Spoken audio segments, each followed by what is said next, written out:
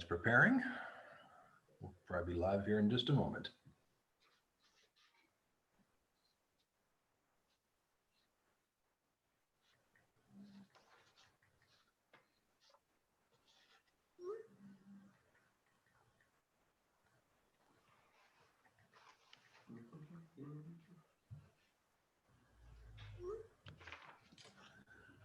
All right.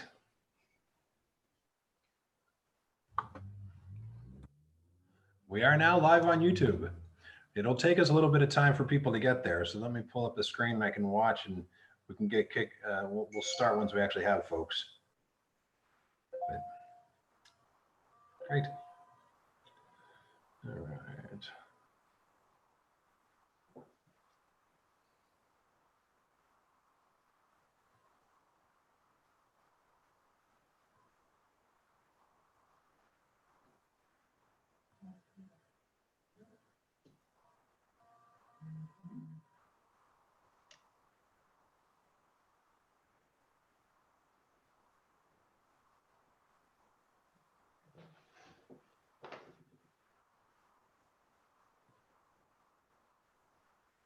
What's going on with this live stream?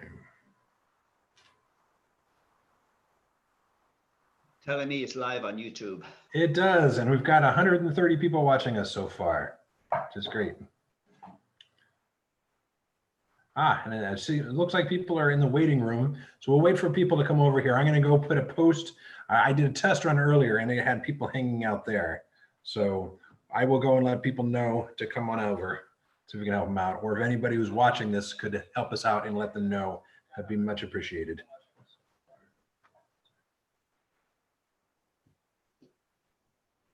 Yep, we have people migrating over. It is up. So thank you everybody for your patience as we get this working. Everybody who's gathering. We will be starting here shortly. It's we have 200 and some people here. I'm going to go and look and see if we have folks in the other stream.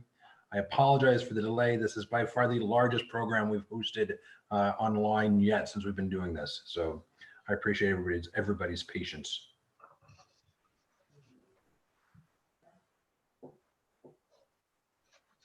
Yep, and the numbers keep going up. Thanks, everybody. And somebody has said in the text stream, I'm not even going to bother. Somebody already thankfully put in a note.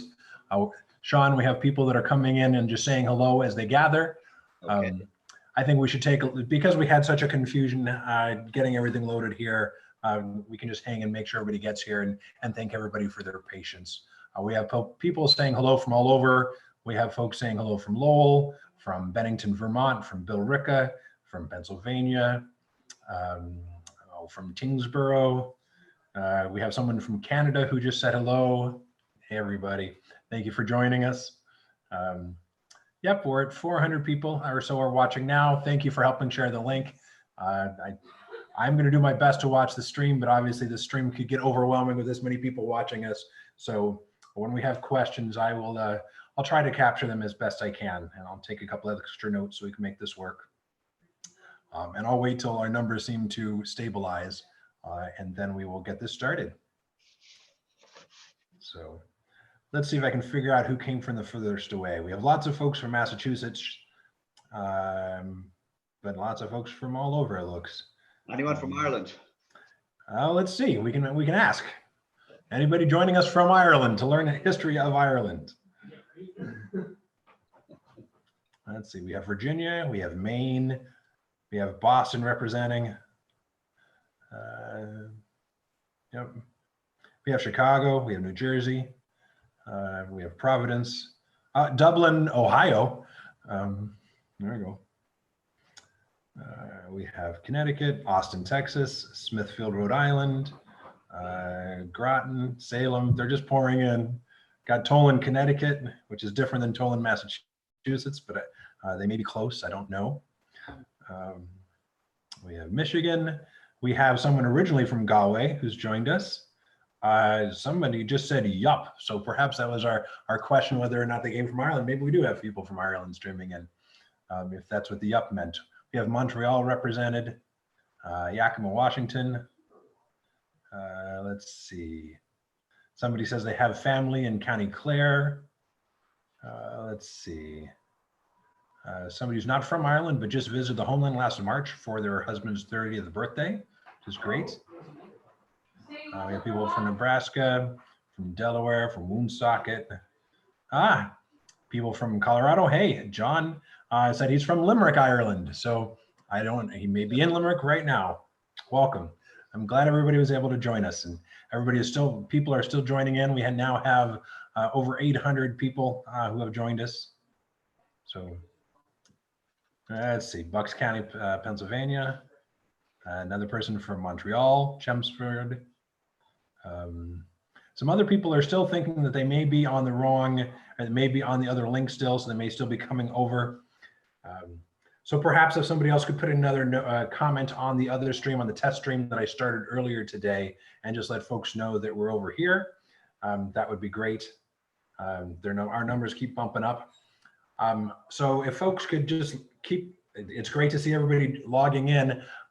Since we've got a good number of people here, I don't want to waste people's time. I know people don't want to spend a lot of time watching me and watching you just sit there watching me. So I'm going to get out of the way. And it's great to see everybody logging in. I'll do a quick introduction and we'll get this program started. Thank you all for joining us. My name is Clayton Cheever. I am the Assistant Director at the Thomas Crane Public Library in Quincy, Massachusetts. We are closed during this COVID time, but we are very alive and well and providing programs online, like you're tuning into right now. This is by far our largest program yet, which is super exciting for us. We've been doing these on Zoom, but because we knew we're expecting such a large turnout, we are doing this live stream on YouTube, and I appreciate your patience as we figure out all the kinks. We have a couple other programs happening just this week. Tomorrow night, we have one in a series that we've been calling Guided Listening with Dr. Delvin Case. Del is a composer, a professor at Wheaton College, and a musician who has an incredible insight into popular and classical music. And for the last several weeks, we've been meeting every Wednesday evening to explore popular music with him. We've looked at singers and songwriters and what just makes their music pop. We did one that was looking at the Beatles versus the Stones, and quickly decided they both have wonderful music, but we looked at what made them distinct and some of the musical stylings there. Last week, we looked at the African diaspora and really appreciated the birth of just kind of the migration of music from Western Africa and the values in that culture and how those have really, it's just a different way to listen to music altogether, and requires that music be appreciated with a different perspective than the way that the Western canon demands respect and has been built around for a long time. So that's fascinating. We're going to have the one tomorrow night. We are going to be looking at the birth of rock and roll. So if you love music and you want to dive into it, come and join us out here on YouTube tomorrow night at 7 o'clock. And on Thursday evening this week, we have a first in a series called Cooking with Colin. We're going to have delicious and healthy smoothies. So if you're stuck at home in these times and looking for a way to do something different in the kitchen, I encourage you to join us. Colin's a friend of mine, and he's going to be joining us from his small kitchen and just sharing some great cooking tips. He's been doing cooking classes for libraries for quite some time, and we're really lucky to have him join us. So I hope you'll join us for those. And I just look forward to seeing you all again. Thank you all for joining. I see now that we have over 1,000, about 1,100 people that are watching us right now. So I'm glad you've all found your way. At the beginning, I mentioned I'm Clayton Cheever, the Assistant Director at the Thomas Crane Public Library. This is made possible by the Friends of the Thomas Crane Library. They're a wonderful organization. If you're not familiar with Quincy or the Thomas Crane Library, I encourage you to check out our website at thomascranelibrary.org. You can learn all about us, and you can learn about the Friends in the lower left of that website, where you can find out all about the Friends and even become a friend yourself if you'd like to help support programs like this. You can become a friend for as little as $10 a year. And they run a bookstore for us when the building can be open. But even though they can't run the bookstore in these times, they very much support us in the work that we do and help us bring programs like this to you. So check out our calendar, thomascranelibrary.org. please support the friends and enjoy the program tonight. I will be watching the chat stream on the YouTube video as best as I can, but there are a lot of people here, so I'm sure we're not going to be able to get to everybody's questions. It is my distinct honor and pleasure to introduce everyone to Sean Murphy. We had a great program with him a couple of weeks ago, looking at the implications of Brexit on Ireland, which I encourage you to go out. You can find it here on our YouTube channel. He teaches much longer courses. Something I want to say, there's been some confusion, I think, people going into this thinking that we were going to be doing a full, maybe doctorate level seminar on Irish history. That's not what you're going to get tonight. And I'm sure Sean will set us straight, but we only have a limited time together. And we're going to start with the last ice age and come up to present date. So you may want to strap your seatbelts on. If you wore good socks, you might want to take them off right now because they're going to get knocked off in the process.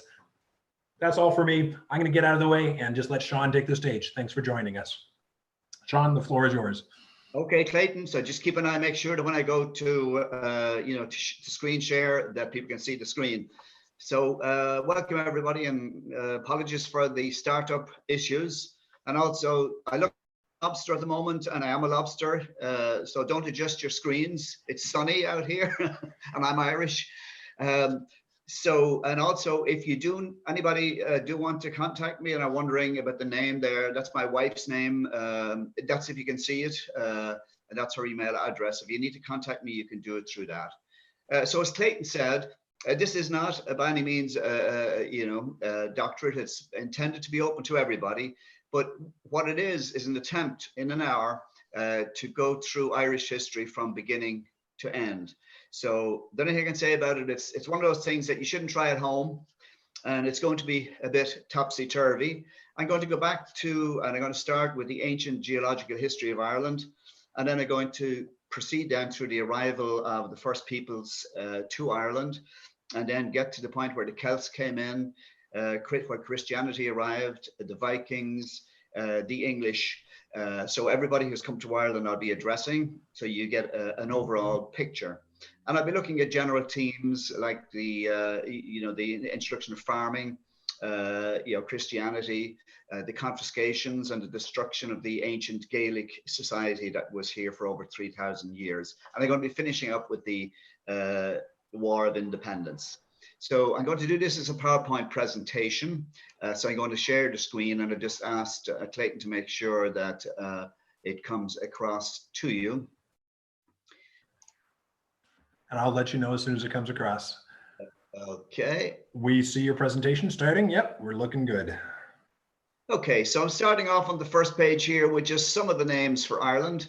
The first three are 20th century era, Republic of Ireland.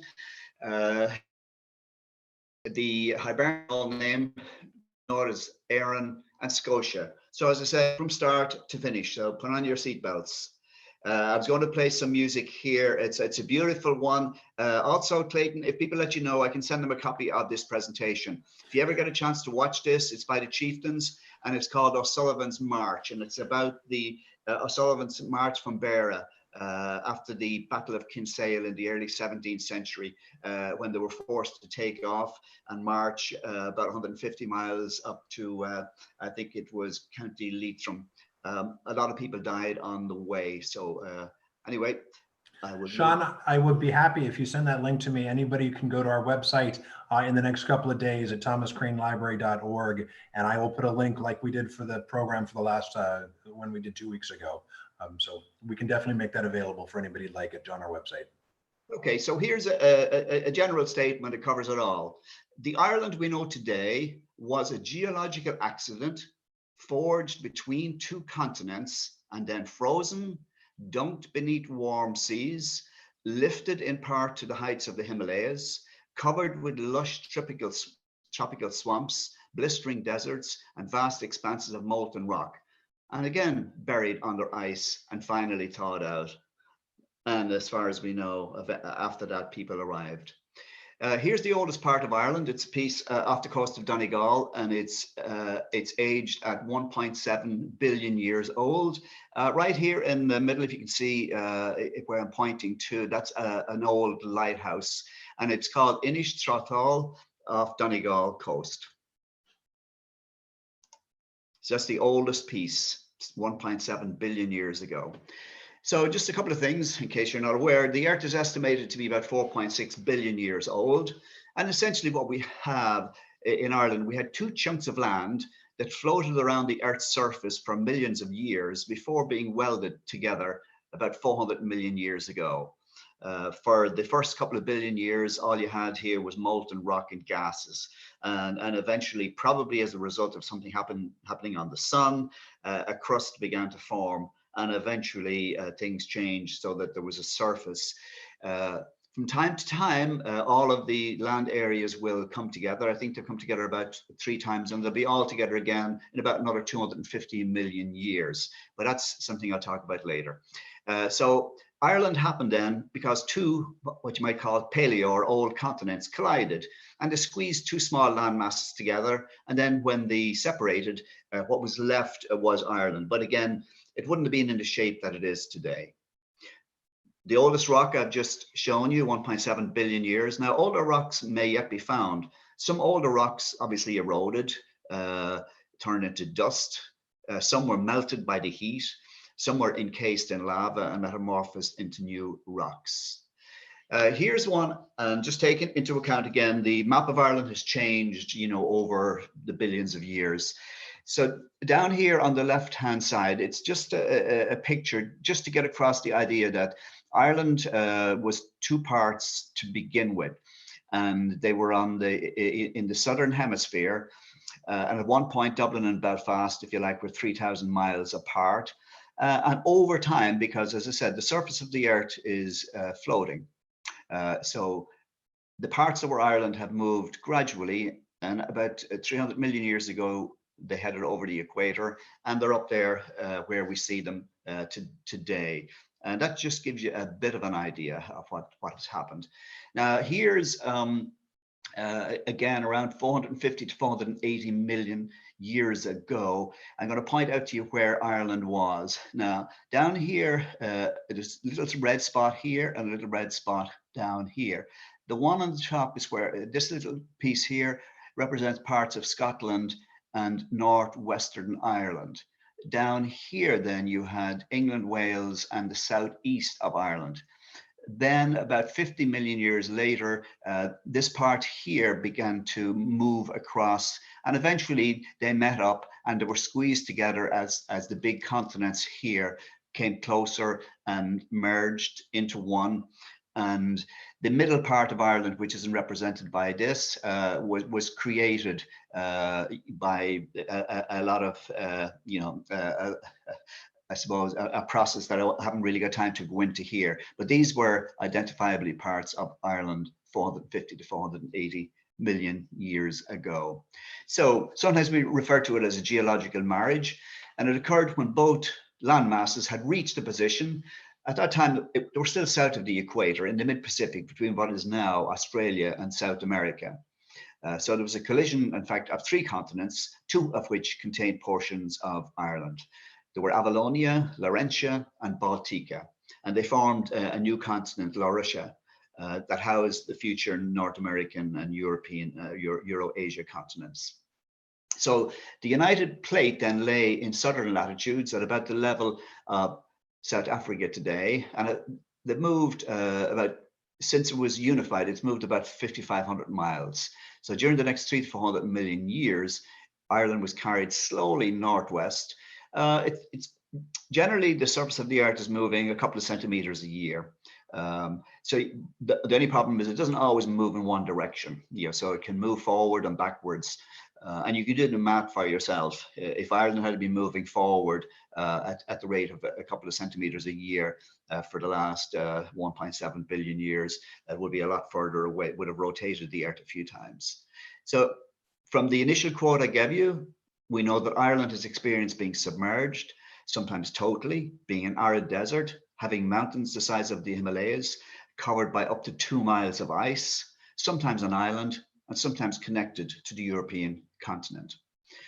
Now, by about 25 million years ago, Ireland was close to assuming its present position. From then on, a long period of erosion resulted in considerable soil formation that covered most of the bedrock.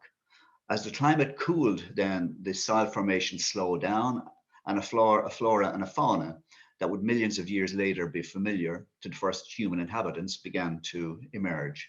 And the present landscape of Ireland had more or less formed. But the dunking, going underseas and being covered in ice, that hadn't finished.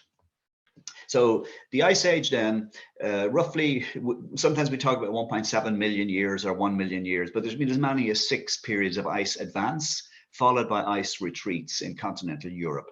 Each period lasted about 100,000 years, alternating with warmer periods averaging from 10 to 60,000 years.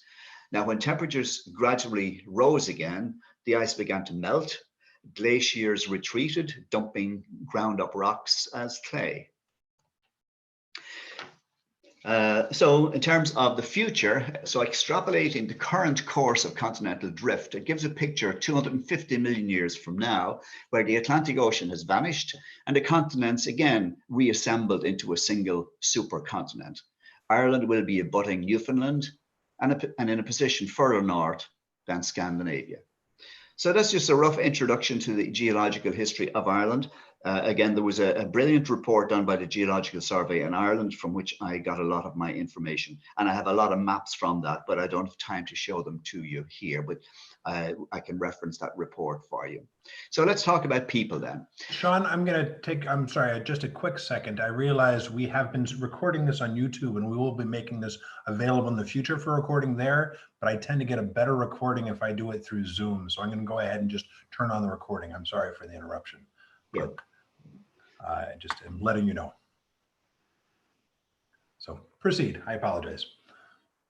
So now the Mesolithic period and the Neolithic period, they tend to change from place to place, because the first period is identified as the period where we had hunter-gatherers, and in Ireland that covers a period 12,500 to 6,000 years ago. In other parts of the world where they didn't have the same issue with ice, hunter-gatherers were around for a long time before that, and it's conceivable that they were in Ireland as well before the last ice age. We just don't know. Now, during the most recent quaternary glaciations, 2.5 million years ago to today, ice sheets more than 9,800 feet thick scoured the landscape of Ireland, pulverizing rock and bone and eradicating any possible evidence of early human settlements. Positive evidence of human settlement in Ireland begins about 12,500 years ago. You mentioned there was somebody from Clare. They may be familiar with the cave here, the Gwendoline Cave in County Clare. So radiocarbon dating of a butchered brown bare knee bone that was done in 2016, the bone was found in 1903, gives us undisputed evidence that people existed in Ireland during the preceding Paleolithic period. So what you look for is evidence of habitation, evidence of tools, and then evidence of things like bones, where it is clear that humans had worked on those bones, from the cuttings that would be on them. They're the kind of evidence that you would be looking for. That established that humans were on the island of Ireland 12,500 years ago, and that was 2,500 earlier than previously believed. The bones, in fact, had been stored in the National Museum for about 100 years before they were dated. So here's the first piece of human habitation, and it's a model, of the Mount Sandal hut in County Derry that dates back to 9,000 years ago. You can get an idea of the scale there. There's two figures of humans there around it, so that gives you an idea of what the overall size would be. Also, in terms of hard evidence of people, well, recently discovered the remains of 2 individuals in County Limerick whose bones have been dated between 7,200 and 6,500 BC.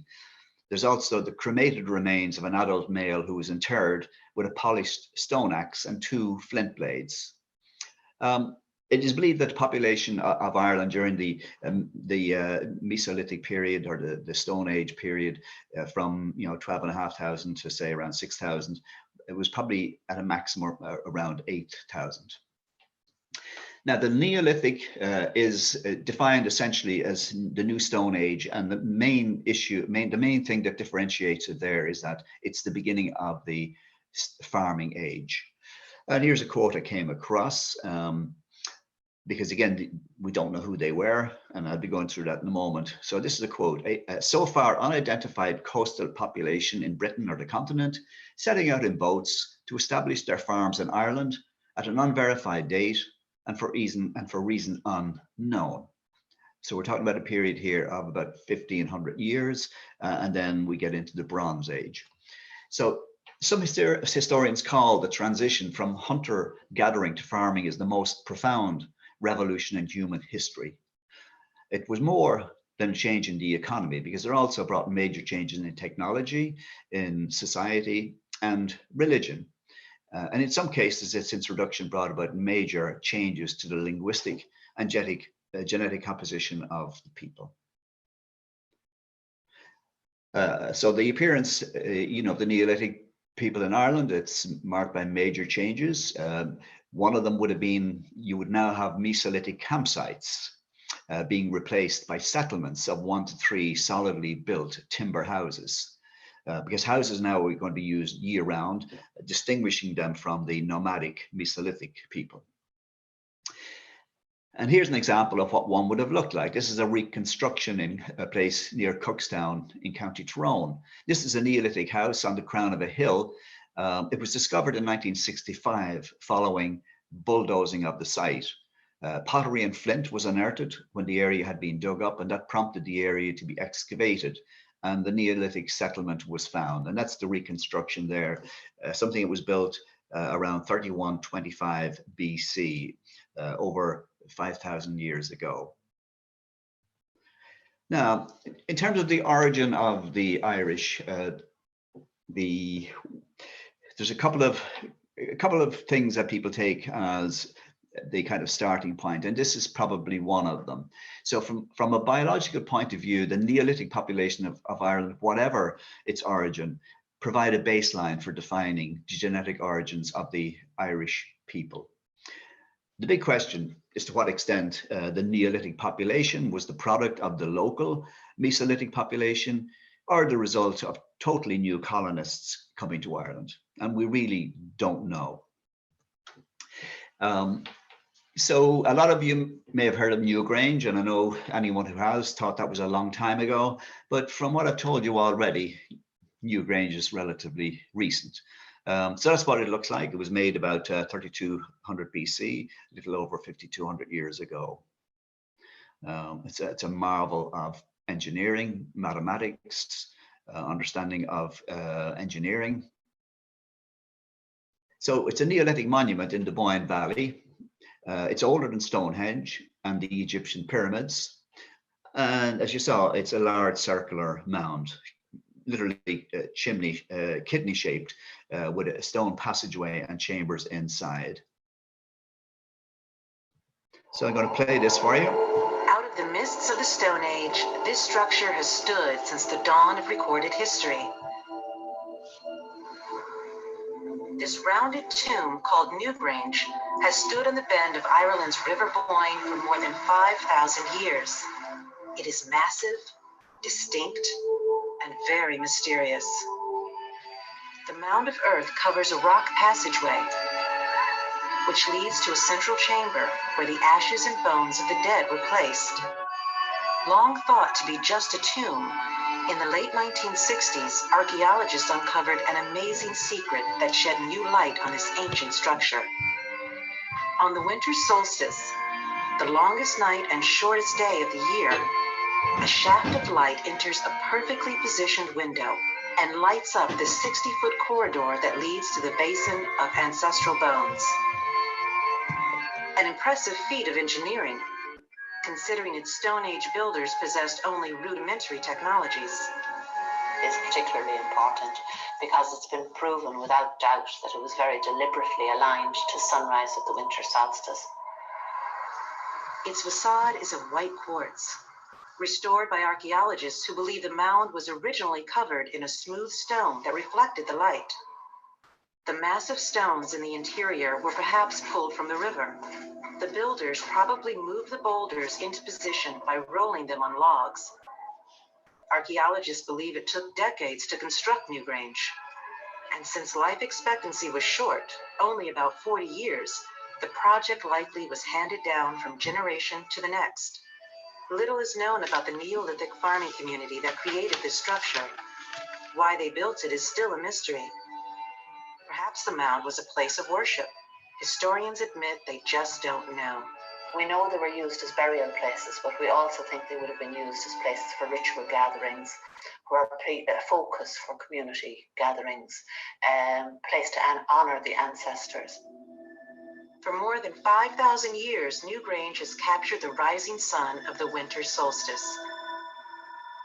It's a lasting monument to human ingenuity and to a desire as old as mankind.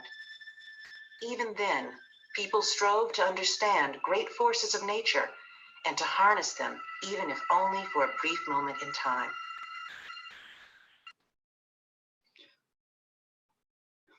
Okay, so that's There are people commenting, Sean, that they really that they have been to Newgrange and really enjoy it, and they were wondering if it can be visited. And people commented that if you want to go on winter solstice, you better get your tickets well in advance. It's a magical place. and in fact, there's no tickets. There's a lottery, so you have to enter the lottery and hope your name gets picked out. You can't buy a ticket as such. So I'm going to move on now to the what might be called the ancient Irish history from the oral and the literary tradition. The book that I'm going to refer to right away is a book that was written in the 10th, 11th century, Laur Gabala Éireann, which literally translates into the Book of Invasions or the Book of Takings. And it was written by monks, and it relied upon the old annals that were created in the previous centuries by monks, and also the available oral tradition. What they tried to do, though, was they tried to write a history that used as a framework the Old Testament. So from Ireland, using the Old Testament, the world began around 5199. So again, they tried then to take the recorded and the oral history of Ireland and tried to put dates on it that would match with significant events within the Christian tradition, which meant that people who were Mesolithic would have been ignored because they couldn't have existed, or they would have brought them forward. So again, there was a certain selectivity in terms of that, or else they just didn't know. And obviously, I mean, it's only in the last few hundred years that we have moved beyond creationism as a way. Well, in certain parts of the world, there is a course that I do where I go through the origin stories, for the different religions, and if you go back through that, you get a range that the world began around 4,000 to 5,000 years ago, up to 25 trillion years ago. Anyway, that's for another day's work. So according to this work, Ireland was inhabited by 7 successive tribes at various times in the prehistoric past. And because it was written in terms of the Old Testament, it had to relate back to the flood. So incredibly, the origins of all 7 ancient tribes appear to trace all the way back to Noah. Now, the record comes written in the late 11th and early 12th. And in this, the date of the flood is the 24th century BC. There are other dates for the flood. Now, here's, again, in Ireland, there's local traditions, and this is one of them. And this is a tradition that attempts to account for the first people that arrived in Ireland. And according to local folklore, the first foot was planted on Irish soil at Donmark, which translates to the place of the boat, on the shores of Bantry Bay in 2680 BC. So one of Noah's sons, Bit, had a daughter, Césaire. She was denied admission to the ark. So she and her family built their own ships and they set sail looking for a land which knew no sin, because it had never been populated. That was the logic.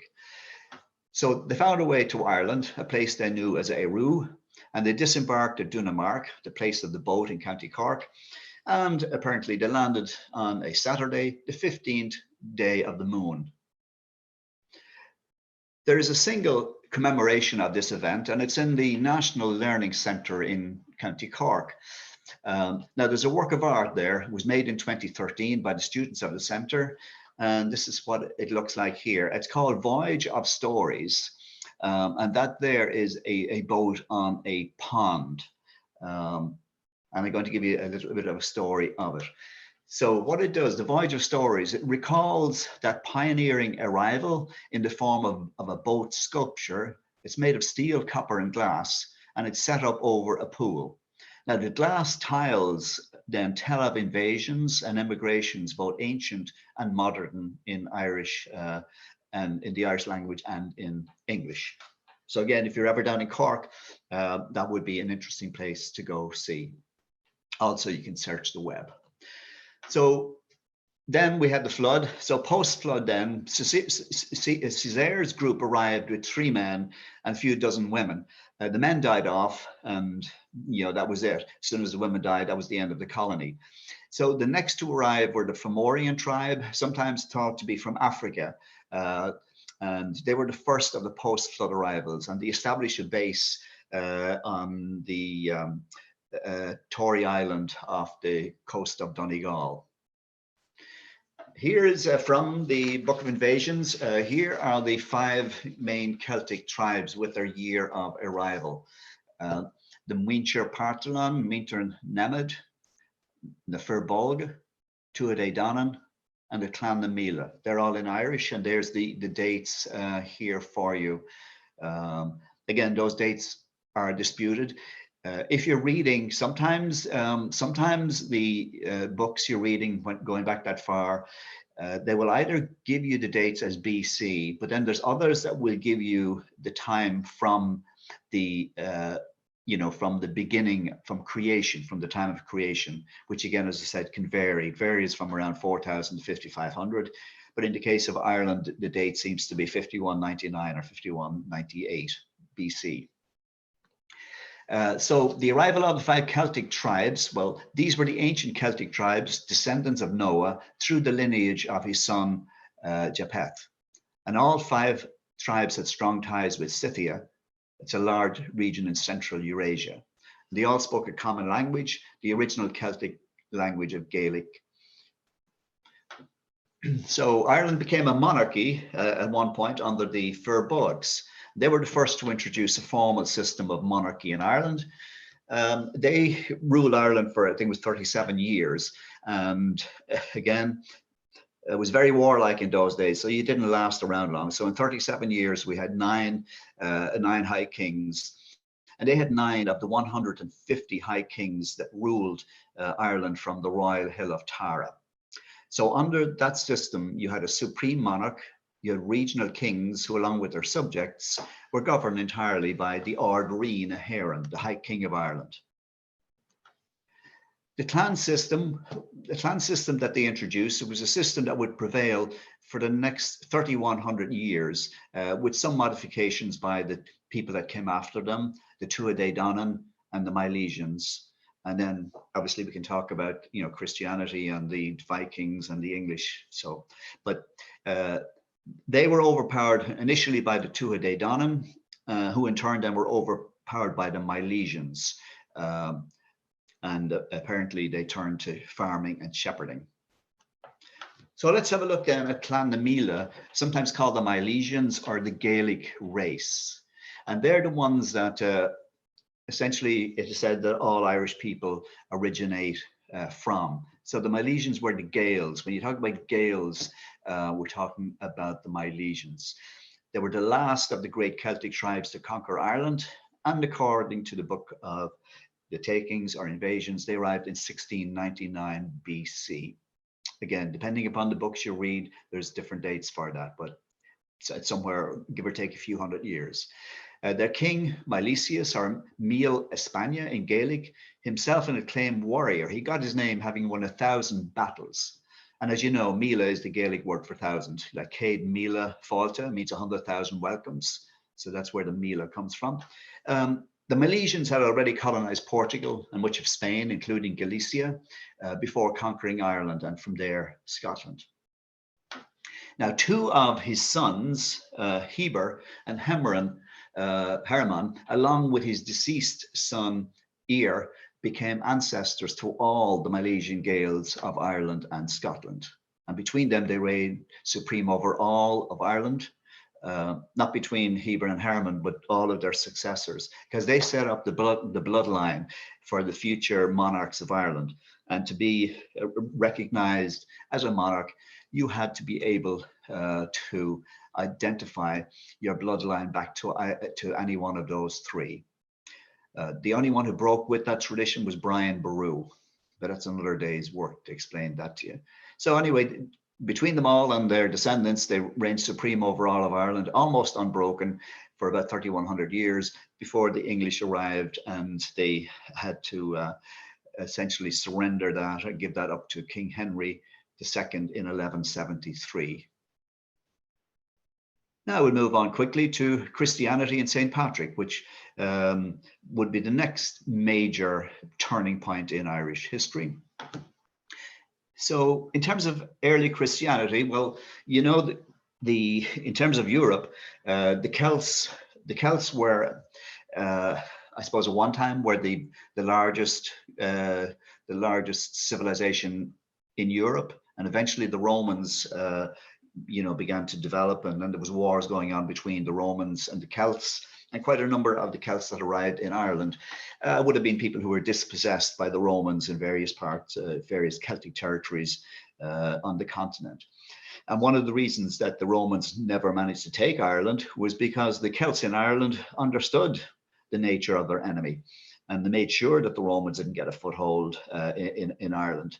And Irish mercenaries would have fought the Romans. They would have high kings. One of the powers that high kings had was that they could raise an army to get an income by basically providing mercenaries. Most of the time, they would have sent them, to fight against the Romans. It is said that a senior military figure of Conall mac Nessa was present at the crucifixion. When he came home and when he told Conall mac Nessa, apparently Conall went insane and died on hearing of Christ's crucifixion. Apparently Conall had been in a fight at some stage or other, and he'd got a piece of metal stuck in his head that couldn't be removed. And when he heard about the crucifixion, he ran out of the room he was in, shouting and screaming and jumping up and down, and the piece of metal dislodged and killed him. A few centuries later, then, one of the greatest high kings, or is recognized as one of the greatest and wisest of high kings, he apparently was poisoned by the Druids because he had converted to Christianity. And I'm just going through this to kind of help you to understand why the old story you would have been told that St. Patrick brought Christianity to Ireland isn't the full picture. Before Patrick arrived, St. James and St. John had quite a bit of influence, and they had quite a bit of influence for hundreds of years after Patrick, was gone. They were a different tradition than Peter and Paul. Peter and Paul kind of represented, if you like, just crudely putting it, Peter and Paul equates with Rome. James and John with the Middle East and parts of Africa. And the two most famous names in Ireland are, if any of you know, Seamus and Sean. Well, Seamus is James and John is Sean. So there's a kind of a common sense link there. But when it came to things like the dating of Easter, the Irish went with James and John on that. And also in terms of the tonsure. The tonsure is the haircut. And believe it or not, there was a time when people would go to war over a haircut. Anyway, also just to elaborate on the point about St. Patrick and him not being the first to bring Christianity. There's a number of early Irish saints that are recognized. St. Alby, Declan, Abban, and Kieran. They were all active before Patrick ever came. A little bit about him. And again, if you read the literature, you will find people who will, it goes from one extreme to the other. There are some people who say there never was a St. Patrick. There's some people who said there was two of them. And then timelines will differ. But these are the timelines that I go with. Well, the first one anyway, that he was born around 386 on the west coast of Britain. We're not too sure whether it was Wales or whether it was Scotland. And he died probably in 462. But there are other dates, 492 and 493 as well, that could possibly be true, but that would have made him very old. Now, the only thing about dying old in those days, and there were a number of saints that died coincidentally at the age of 120, because in the Bible, apparently if you died at 120, that kind of confirmed your status as close to God as you could be. Anyway, Patrick wrote a number of works, and one was the one was it's the closest thing to an autobiography. It's titled The Confessio, and in that he identifies the place that he was born in as Benevento, Bernia, but no one has ever been able to to manage to figure out exactly where that was. His name was Maewyn Sacat Patricius, and in Latin it was Maganus Sacatus Patricius. And again, what a lot of people don't know is that many of his siblings and relatives came to Ireland, and I do a course on his siblings, the most important being his sister Dererca, who's known as the Mother of Saints. She gave birth to 20 children. Most of them ended up, as priests, bishops, and saints.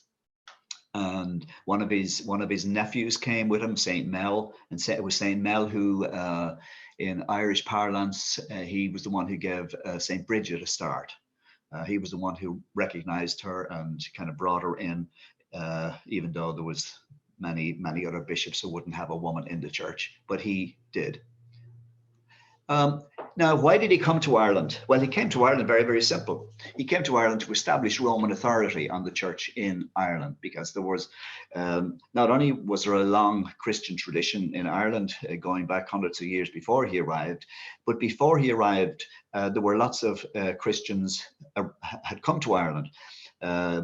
The Irish at that time needed slaves, so they were raiding Britain, and they were raiding Gaul, which would be modern day France, and they were capturing slaves and bringing them back. Now, most of those slaves were Christians. Also, around the time that Patrick was a young man, the Germanic tribes set off. They were being pushed westwards by groups coming in from the east. And they ended up overrunning Western Europe, and all of the Christians then who were in places like France today were forced to move. Quite a number of those arrived in Ireland as asylum seekers and as refugees. Many of you may know that Ireland was known as the island of saints and scholars for about 3 centuries before the Vikings arrived. Well, one of the reasons for that was because of the incoming skills and capital that those fleeing Christians brought with them, and that gave rise to huge developments. And Patrick, in his time, also gave rise to a building boom. He built something like 700 churches in 25 years, and around those churches there would have been villages and other houses. So there was a building boom at that time. So his main target then was the Christians that were there, but he also decided that when he was here, sure, why not try and turn a few of the natives? So he did that. Now, if any of you have seen, there was a movie made, I think it was in '99, about him, and you see that he ran into trouble with the ecclesiastical authorities in Britain. There are 2 documents that he wrote. One was the Confessio, and the other was a letter to the soldiers of Carathis. He wrote the letter to the soldiers of Carathis because Carathis was a British king, and Carathis had raided a village on the northeast coast of Ireland, and he had kidnapped and taken away as slaves a group of people that Patrick only a couple of days earlier had baptized. So there was a lot of pressure on Patrick to do something about it. And what he did was he wrote a letter to the soldiers of Caractacus, because Caractacus was a Christian and his soldiers were supposed to be Christian. And he was letting them know that the people that they had just taken were Christians that he had just baptized. And he was hoping that that would somehow help to gain their liberty. Problem was, Patrick overstepped the mark. He should have contacted the bishops in England, but he knew that, but he also knew that to do that, there were a couple of reasons why it wouldn't work. One was it would take too long, because he knew that within a week or two, most of those people would have been on the slave markets and distributed all over the world. Also, he knew that Caractacus was probably the one who was providing security to the bishops in England. So there were two good reasons why they wouldn't help him. Problem then was the ecclesiastical authorities then took this as an affront, and then they tried to remove Patrick from Ireland as a result of it. And when he was in his 70s, they sent, they called him back for a review. Now, he knew that if he went back to England for a review in his early 70s, that he'd never get back to Ireland, because he knew what they were trying to do. They wanted to take him out and replace him. So instead of going, he wrote a letter. That letter is the Confessio. And in that, he defends his work in Ireland, and he takes them on for the hypocrites that they were. So if you get a chance to read the Confessio, you can get it online. And the letter to the soldiers of Caractacus, that gives you a good idea of what was going on. So as I said, the Island of Saints and Scholars largely came about as a result of the influx of Christians with wealth and skills, and the work they did then was aided by the fact that Ireland was on the outskirts of Europe, so it wasn't a place that was easily invaded like a lot of European countries that just had land borders. That lasted then till the arrival of the Vikings. So the Viking period in Ireland, it's generally talked about as being 795 to 1014, although in 1014, all that happened was in 1014, the Irish defeated them militarily. They didn't force all of the Vikings or the people who were second or third generation Vikings to leave. That wasn't the case. In fact, what they did was most of the Vikings that were in Dublin moved out to a place outside of Dublin, if any of you heard of it, called Ostmanstown, or Oxmanstown as it's called now, but at the time it was called Ostman, O-S-T. So it was the place of the Eastern man, or the Vikings. Here's what the Irish thought of the Vikings. The Irish annals call them sea vomitings from the north.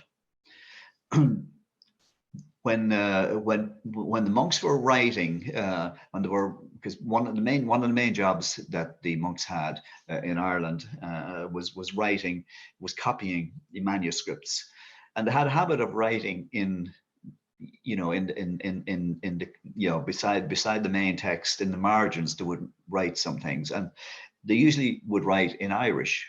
And even though they mightn't have thought a whole lot about it at the time, this has given us, great information about their ability in Irish, the quality of the Irish, the structure of the Irish, and the rest. So this is what one of them wrote.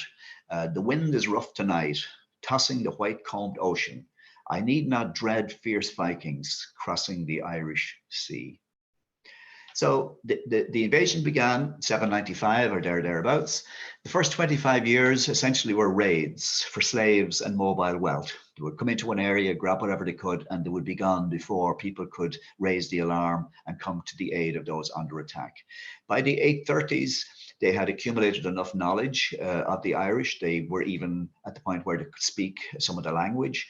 They understood the geography, the political system, and they also knew about the feuds and fighting that was going on among the Irish, and they were able to take advantage of that. And also because of their skills with boats, they were able to move inland. So from the 830s, they were able to move upriver. And they did that successfully for a number of years. Then the first defeat for them came in the 840s when King Malachy set a trap for them. They were giving Malachy a rough time. He was the High King at the time. And the Turgesis, who was the head of the Vikings, he had arrived over to Ireland around 835, declaring that everybody who was in Ireland, all of the Vikings who were in Ireland at that stage had to pay homage to him and accept his leadership, which apparently they did, because he could provide them with the security that they needed. So anyway, he took a liking to the daughter of Malachy and wanted to marry her. So Malachy apparently wasn't in a great position to say no, but he wasn't going to say yes either. So what he did was, well, in fact, he did say yes. So he said, not only will I give you my daughter, but I will find 19 of the nicest, the most beautiful girls in my clan for your commanders, because Turgesis had 19 commanders. So anyway, there was an arrangement made. They were all going to have a feast and the rest. So on the night anyway, the 19 beautiful women turned out to be some of Malachy's warriors. So at some point in the night when they were dividing up to go and meet their commander and do whatever they were going to do for the night, they took off their wigs and displayed that they were men and killed them all. Now the thing about the Turgesis, at the time there was an old tradition that you didn't spill royal blood, so they couldn't just kill him like that. So Malachy took him and drowned him in a river. Anyway, so then initially the Vikings were from, were from one part of Scandinavia. Now they started to come from other parts. So we got the Danes coming in around the 850s, and they reasserted themselves over the next number of years. But the Irish then rose up in the last few years of that century, partly as a result of the divisions internally with them.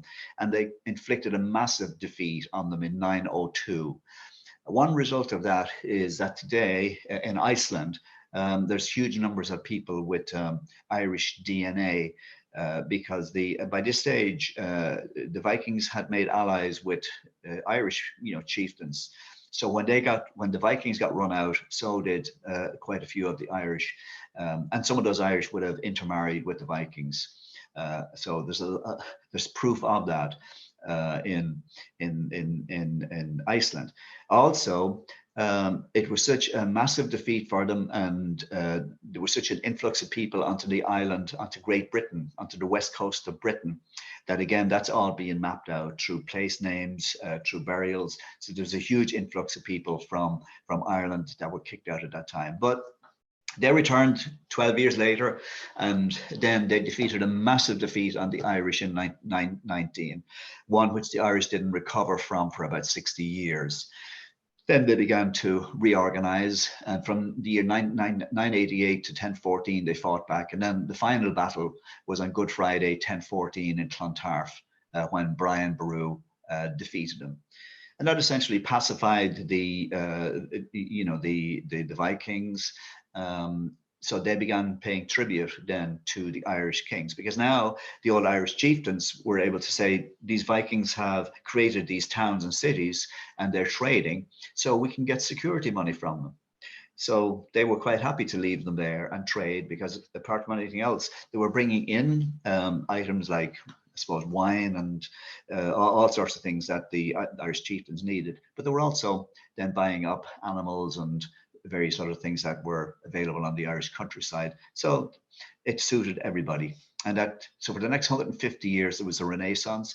Quite a bit of it was to try to undo some of the damage that the Vikings had done, because the Vikings had destroyed Christian buildings, had taken a lot of some of the most beautiful pieces of jewelry that was ever created in Ireland, illuminated books.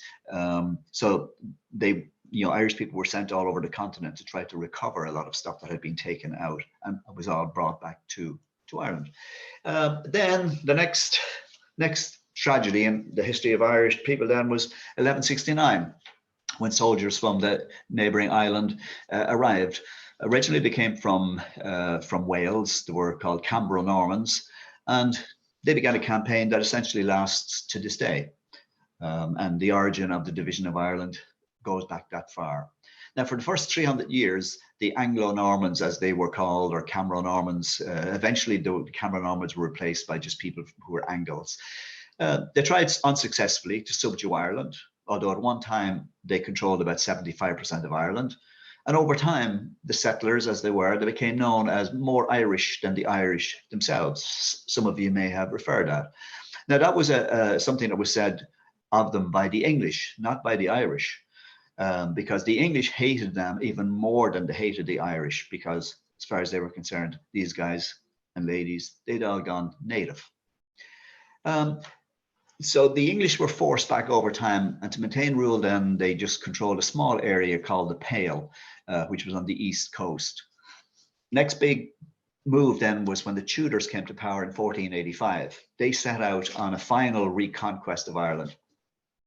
To do that, they had to defeat the Old Irish, or the Old English. Now, there was at this stage, there was, in fact, that Old Irish there should read Old English, because they were the original settlers. And then as soon as they had them sorted out, they wanted to move against the Irish clans. And they did that. The main Old English clans were the Fitzgeralds, Fitzmaurices. They were the ones who were always opposed to the crown. The Butlers were always supporting the crown, but they needed to get rid of the Fitzgeralds and the Fitzmaurices, and they did that in the 1530s. They destroyed them. They set them up, got them to rebel.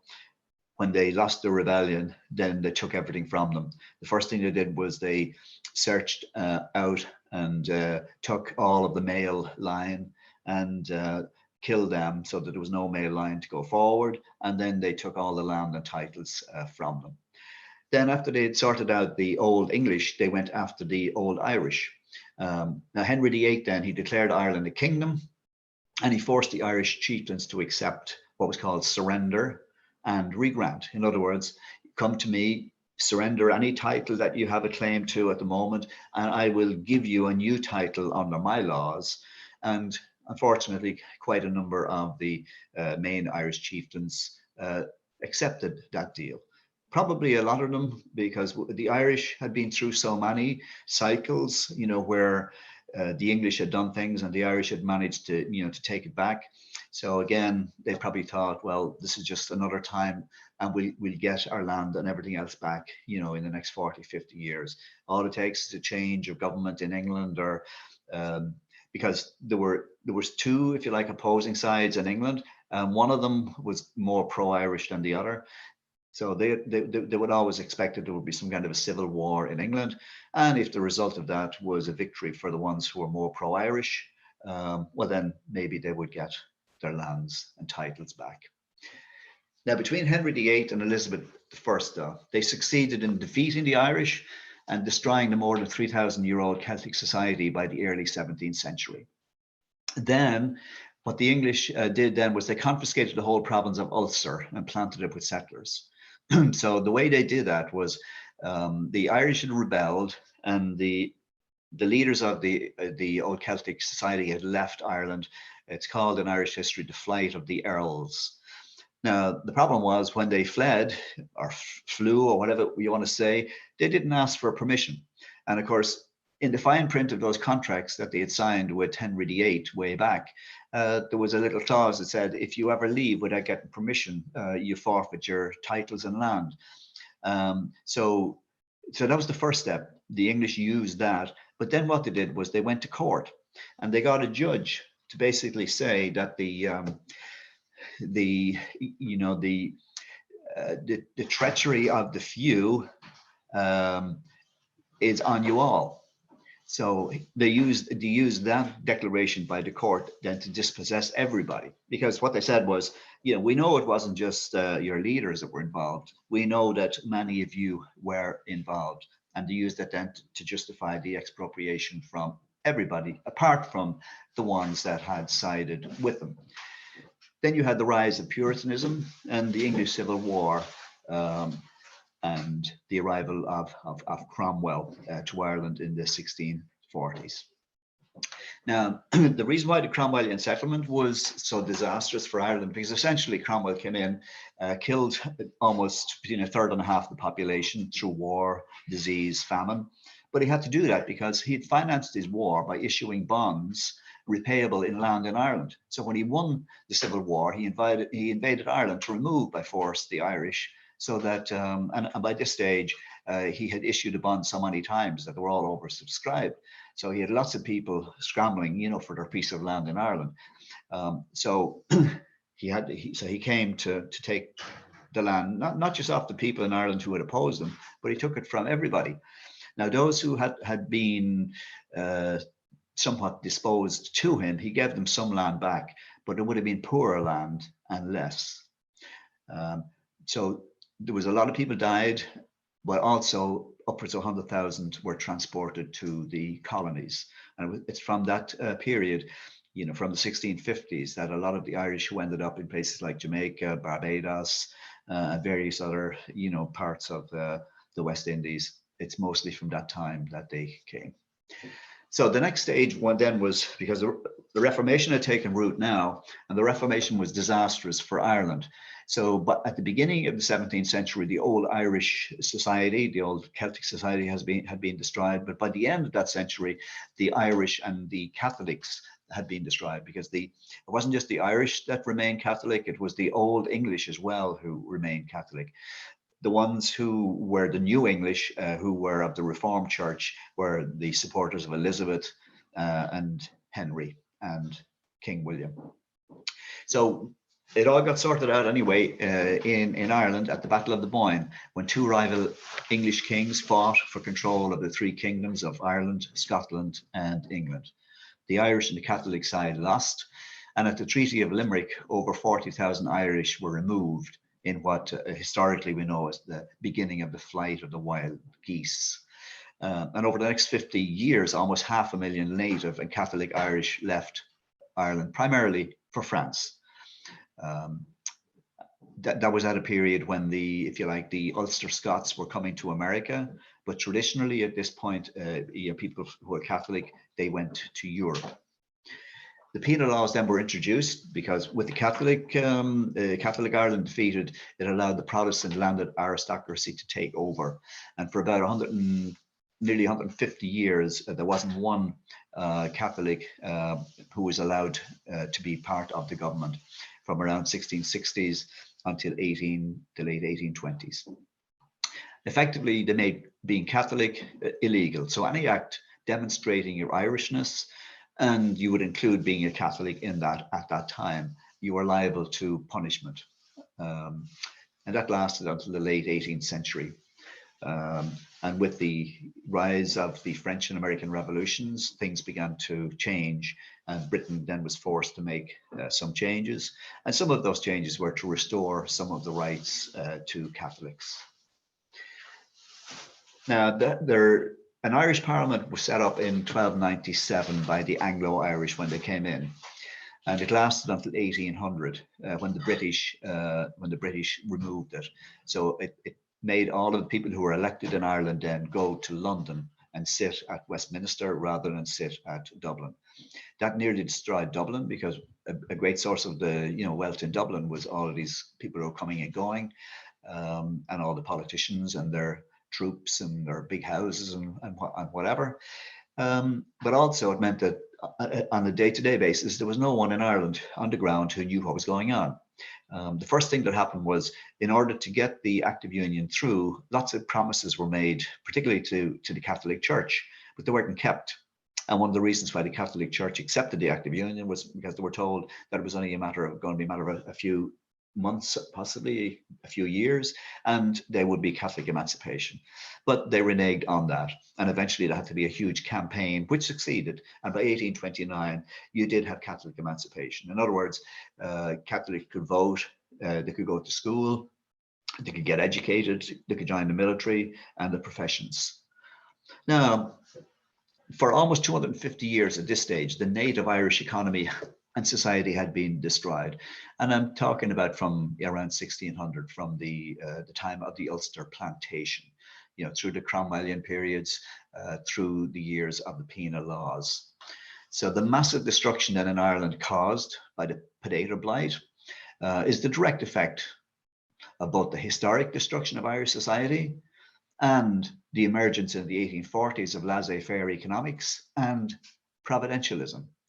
So at one level, the impositions of landlordism that had created the basis for mass poverty and reliance, because the landlords weren't farmers. They were just people who were renting land out, and they again compared themselves to landlords in England, and they wanted to have the same kind of standard of living. So to do that, they had to basically extract as much rent out of the Irish. And just to give you one example, if you were Irish and you rented some place, if you did any improvements to it at all, your rent went up, or which meant sometimes that you couldn't get it because maybe the rent went up so much that you couldn't buy it. But there was always people who were a little bit better off than you who might take it. And that was a horrible imposition on the Irish. The main impact on that was that people did not improve. And then of course the English would come along and say, oh, look at these people, they live, they live like pigs. The reality was you couldn't improve. If you did, you were going to lose your house. Then we had laissez-faire economics, preached against state intervention. Can you imagine today with this virus, if the government here said, you're all on your own, there's going to be no 600 a week for you, there's going to be no recognition for, for people who are in the gig economy, you're all going to have to find a way or else you're going to have to starve. I mean, that's basically what laissez-faire economics did. There was going to be no state intervention. And then, of course, on top of that, you had providentialism. The providentialism was basically a doctrine that was very strong at the time. And it was used to say that this was God's judgment on the Irish. And then the next step above that then was, well, who are we to intervene in God's judgment? If God has made this judgment, we would be wrong to go and help them. So take it from there. So the famine effects, well, the famine in many ways completed the destruction of Irish society that had been going on for centuries. Deaths and emigration saw upwards of 3 million Irish people removed. The Irish language was destroyed. The rural Irish economy, which was one that was based on, communitarianism, where people lived in villages and worked a land in a style that was something that related back to the old Celtic society. That was something the English hated, because the English wanted everybody on their own, in their own house, separated from everybody else on their own bit of land. They didn't want people coming together in the evening and dancing and drinking and singing and telling their kids about the old stories and teaching them their history. So they were so happy now that all of those communities were destroyed. So now emigration would bleed the countryside dry, because by this stage, and for the 40, 50 years before the famine, there had been all sorts of schemes to try to get people off the land in Ireland, because the land owners wanted to bring in cattle and sheep. They wanted to get the people off the land. At one stage, the English were debating a scheme where they were going to send 3 million Irish people to northwestern Canada. Didn't happen, but they tried it. The other thing we know is that 7 million Irish emigrated from 1620 to 1920. The highest population Ireland has ever had was 8 million, and that was in 1840, before the famine.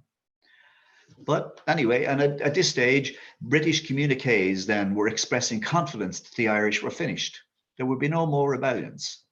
And they were all heading for America, where the English gleefully predicted the unfaithful and ungrateful deserter settlers would be overwhelmed by the teeming, stinking masses of poverty-stricken Irish. That was the way they looked at it. This was going to be, their, you wanted your freedom. Well, now you deal with this. What the Irish did was they discovered a new word, the word rising, and it was a more positive term than that was found in rebellion.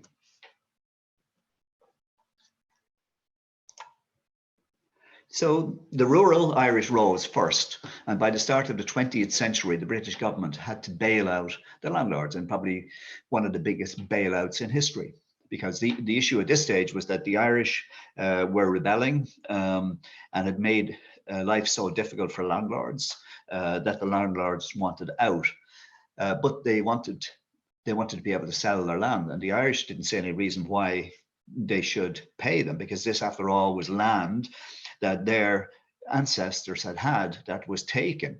So the Irish attitude was, you know, okay, you don't like it here any longer, well, go, we'll take the land.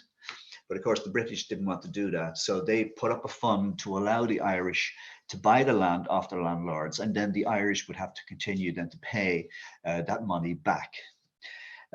So one way or another, anyway, the land was back in Irish hands after 700 years. Now, also from the 1880s, the rising Gaelic movements in language, art, sport, theatre, it strove to show people that there was a time when Irish people controlled their own country, and they performed activities that were Irish and spoke their own language. So it was a magnificent movement that was intended to de-Anglicize the Irish, to remind people of their history, and to reintroduce them to all the old stories, try to get people back doing the things that were recognizably Irish, because the argument was that without that, you never be Irish. You know, speaking English, dressing like the English, talking like the English, pretending to be English is not going to amount to being Irish. So Easter 16 then was the culmination of that radical movement for Irish independence. And as it turned out, it started off on Easter Monday, a day in Ireland still where people go to the races in Fairyhouse. And that day the English rulers were out enjoying the horse races when the rebellion began. Now, despite the execution of the leaders and the imprisonment of thousands, the English couldn't put the rising down. After 3 or 4 years, Sinn Féin became the party for everybody looking for independence and for separation from Britain. And in the elections in 1918, Sinn Féin were returned and controlled about 90% of the country. And then they formed in 1919. They went up on the main platform on the election was that if you vote for us, we will have an assembly here in Dublin, and we will establish an Irish Republic with its own elected government. And that's what they did. The British wouldn't recognize that. They refused to grant legitimacy, and therefore the War of Independence began. It continued for a few years, and then we had the Anglo-Irish Treaty of 1922, and that signified an end to the Civil War, but it came at a huge cost. A civil war in Ireland and partition of Ireland. And those who supported the treaty formed the Irish Free State, and those who opposed it continued the tradition of the Republic. So the treaty then cemented partition. 6 counties of Ulster now had a unionist-dominated government that would use discrimination, gerrymandering, special powers to ensure majority rule by one community over the other, over the minority. And that continued into the 60s. And by the end of the 60s, war had broken out. And that would continue to last for 30 years until the Belfast Good Friday Agreement in 1998. So today, well, Brexit and the connection with Great Britain continues to threaten the future of Ireland, because all this is in Ireland, it is there, you know, Great Britain could have left, no problem. They could have left Europe at any time, only for the fact that they were hanging on to a part of Ireland, because that was the problem. If they wanted to continue holding on to that part of Ireland, which had a land border with a part of what was now the European Union, well, then there was going to be issues. If they were going to, you know, put border posts up, well, then that would invite a restart of violence in Ireland and the war, which Europe didn't want. So again, that problem that arose from the beginning in 1169, when the English came in, continues to today. And even though we have the 1998 agreement, which commits the British government in good faith to try to help the situation along, whereby at some point in the future, Ireland will be united, any future government in Britain could turn around and say, well, oh, that was then, you know, now we don't agree with that. So there's no guarantees that Britain will live up to its promises as we go into the future. But things have changed. You know, politics now has come full circle in 100 years. Today, for the first time in the 6 counties, nationalist politicians are in the majority. even though the nationalist population is still, a minority, but nationalist politicians are in the majority for the first time. And in the south of Ireland, Sinn Féin are back again as the largest political party in Ireland. Not comparatively speaking, in a similar situation that they were in 1919, but it's something that 20 years ago, no one would have put odds on that happening. So I'm just going to give you a quick look at the courses that I'm starting in June here, in case any of you are interested. On Wednesdays for 4 weeks, there's one on, both of them are on the 6 counties of Northern Ireland. One is the period from 1998 up to 2020. And the other one then is the period from 68 to 1981, which I title From Civil Rights to Hunger Strikes.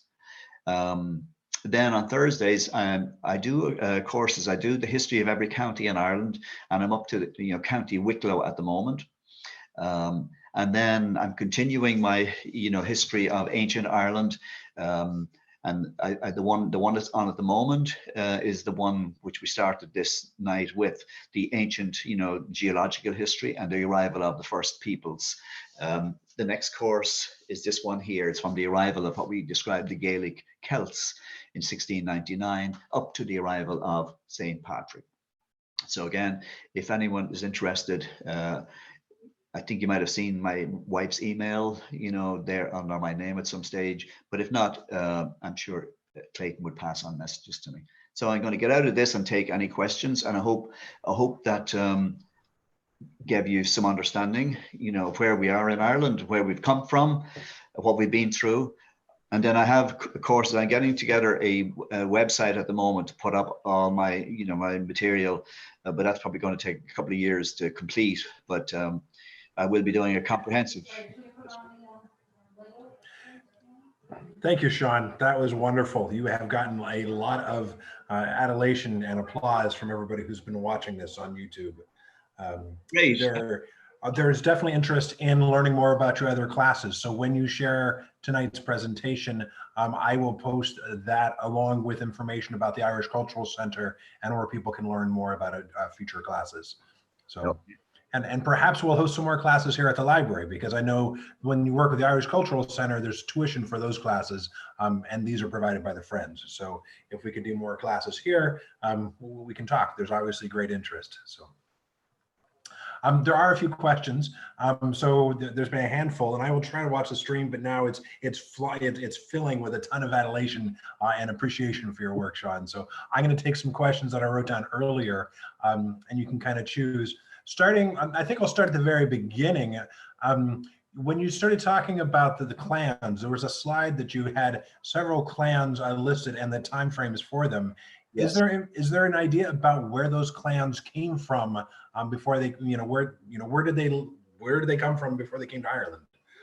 Yes, they came from. Now, some of them are interrelated. The first ones that arrived probably came from Egypt. Wow.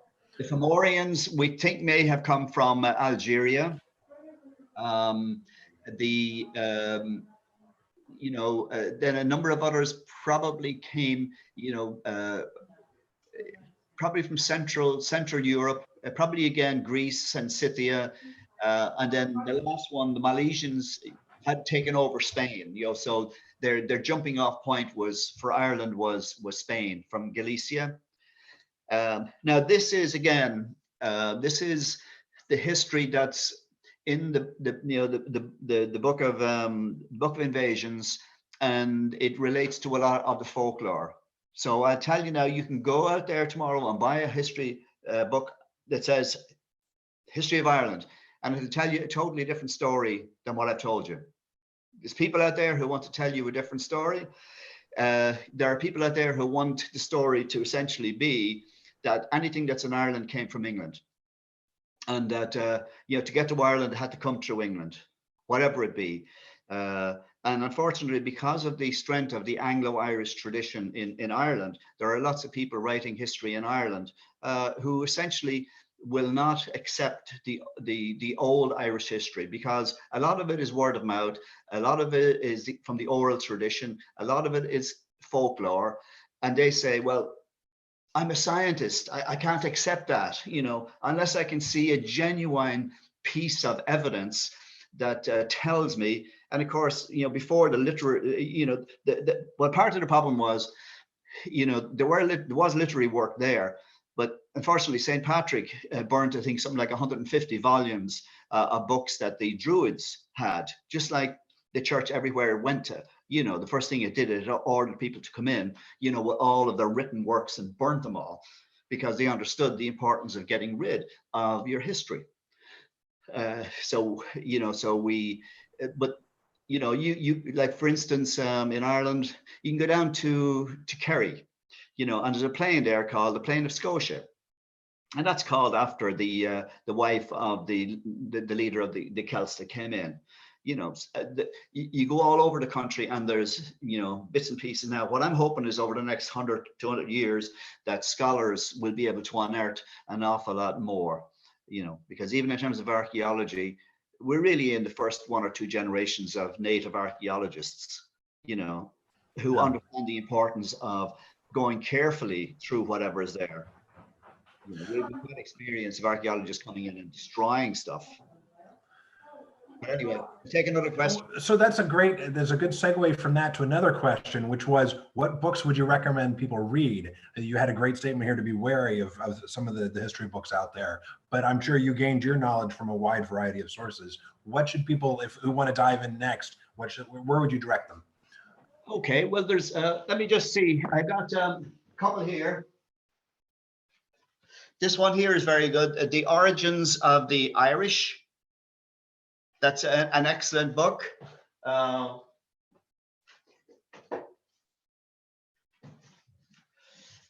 The Story of the Irish Race. Very, very good book. This one here, it's a very old book. This was written in the 1760s, 1770s. It's Sylvester O'Halloran's History of Ireland. You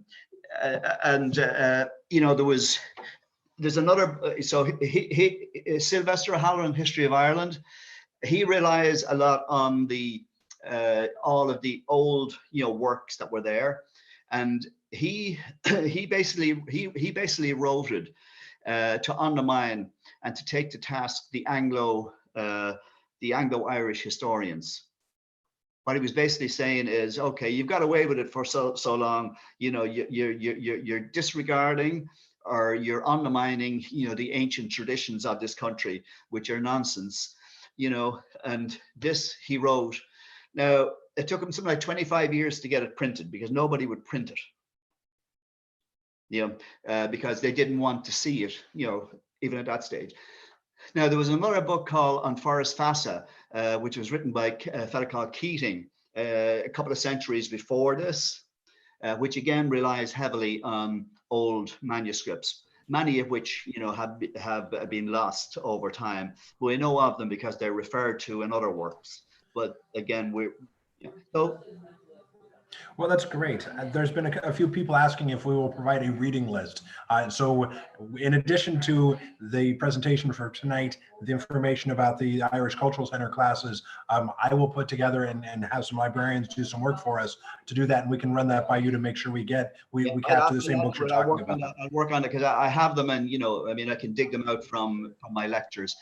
Just that tonight I covered everything, you know, so the list of books will be huge. Sure, we'll try to do a very edited list. We know that we throw too much, but we'll give people a starter. There's a couple other questions that we want to get to. I know that the night is getting long, and I don't want to keep people too late. I don't want to keep you too late. But there's an interest in, somebody was interested in your take on how the Irish saved civilization and what you think about that book. So I don't know if you'd like to say a couple words about that book. I know that's quite a popular work. It is, yeah. No, I would recommend everybody to read that book. Oh, you know, great.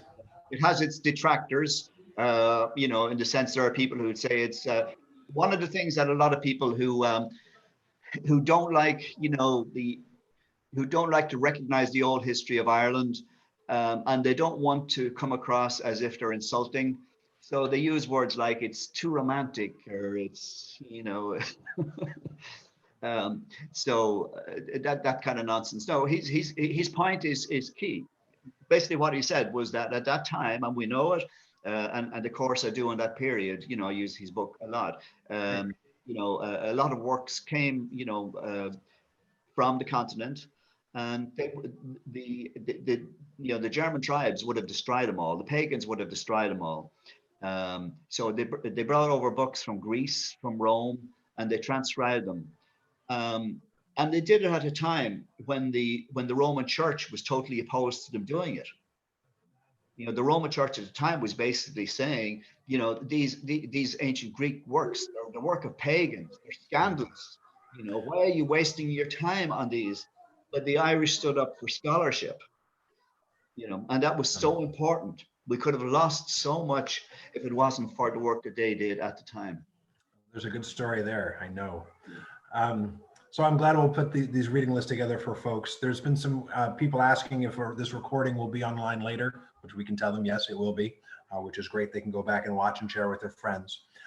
One final question that I have, I'm not going to have time to get to everything that people have asked, but there was some comment as you were going through that seemed like this is a history of a lot of wars, and a lot of history is written as a history of wars and conflict. But I know that you also are a great historian of Irish culture, and Irish culture is a lot deeper than just the stereotypical fighting Irish, that there is such great history and song and in, you know, with people coming together for so many hundreds and thousands of years. So I wonder if you could say something about, you know, just to help people appreciate the kind of the richer depth and just a chronicle of battles, which is obviously very significant, and I don't mean to diminish all the blood that's been shed, but there is so much more to the Irish experience too. Oh, there is, but you know, there's no doubt that the wars on Ireland have had devastating, you know, effects. You know, for instance, you know, if we even take the Vikings, you know, if the Irish had been able to unify, the Vikings would never have got a foothold in Ireland. You know, but the Vikings used the Irish. They would side with one group of Irish against another, and then the Irish would do the same. You know, the Irish would hire some Vikings to come in and to try to finish off the neighbor up the road.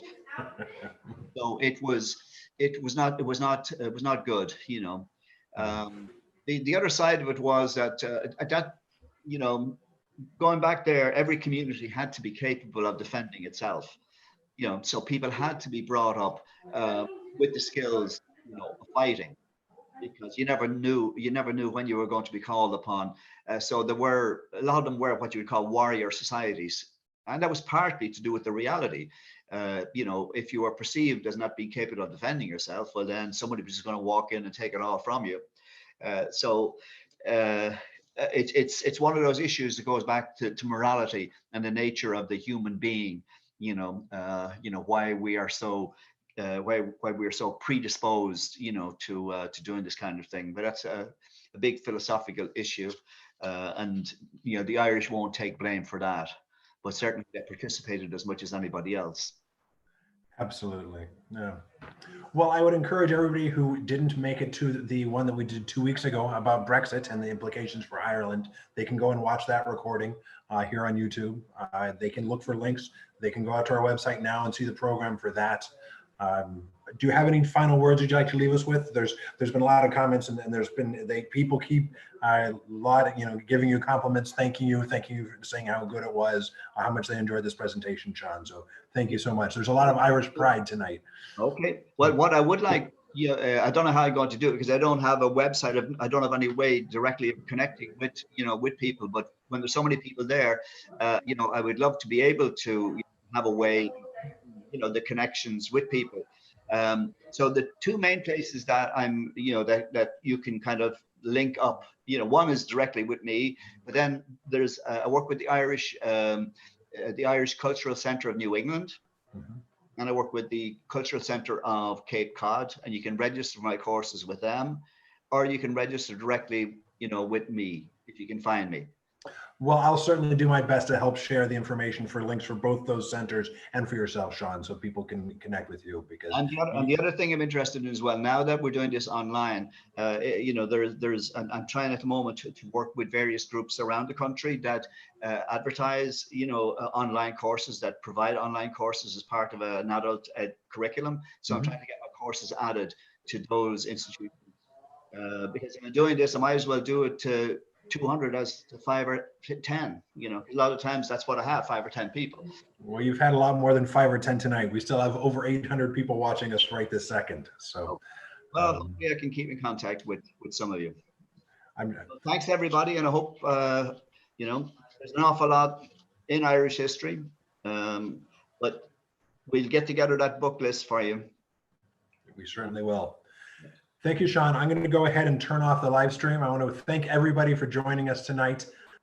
You can come back to YouTube and watch us again. Come back to the website. You can simply find us at thomascranelibrary.org. And thank you so much. It's been an absolute pleasure. So I'm going to go ahead and turn off our live stream, and thank you. Have a good night. Take care. Okay.